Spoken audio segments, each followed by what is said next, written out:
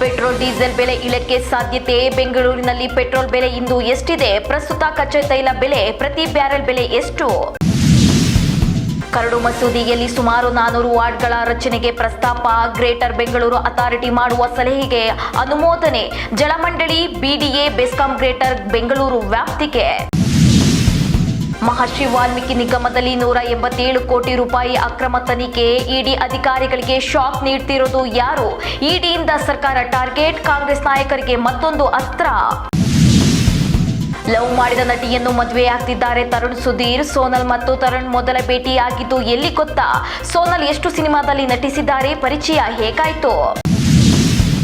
ಮನೆಯೂಟಕ್ಕಾಗಿ ನ್ಯಾಯಾಲಯದ ಮೊರೆ ಹೋದ ದರ್ಶನ್. ಕೋರ್ಟ್ನಲ್ಲಿ ದಾಸನ ಫುಡ್ ಪಾಯ್ಸನ್ ನಿಜಾಂಶ ಪತ್ತೆ. ದರ್ಶನ್ಗೆ ಹಿಪ್ ಜಾಯಿಂಟ್, ಬೆನ್ನು ಉರಿ ನೋವಿರೋದು ನಿಜ. ಇಂದು ಮೋದಿ 3.0 ಸರ್ಕಾರದ ಮೊದಲ ಗ್ಯಾರಂಟಿ ಬಜೆಟ್. ಈ ಅವಧಿಯ ಮೊದಲ ಬಜೆಟ್ ಮೇಲೆ ಬೆಟ್ಟದಷ್ಟು ನಿರೀಕ್ಷೆ. ರಾಜ್ಯದ ಹಲವು ರೈಲ್ವೆ ಯೋಜನೆಗಳಿಗೆ ಅನುದಾನದ ನಿರೀಕ್ಷೆ.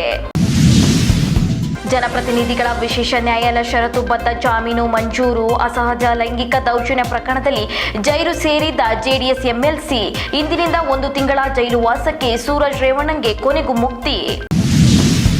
ವೀಕ್ಷಕರಲ್ಲಿ ಮತ್ತಷ್ಟು ಕುತೂಹಲ ಮೂಡಿಸಿದ ಎಸ್ ರಾಜಮೌಳಿ ಸಾಕ್ಷ್ಯ ಚಿತ್ರ ಸಾಮಾಜಿಕ ಜಾಲತಾಣದಲ್ಲಿ ವೈರಲ್ ಆಗ್ತಿದೆ. Documentary trailer. ರಾಜಮೌಳಿ ಬಗ್ಗೆ ಜೂನಿಯರ್ ಎನ್ಟಿಆರ್, ರಾಮ್ ಚರಣ್, ಪ್ರಭಾಸ್ ಹೇಳಿದ್ದೇನು?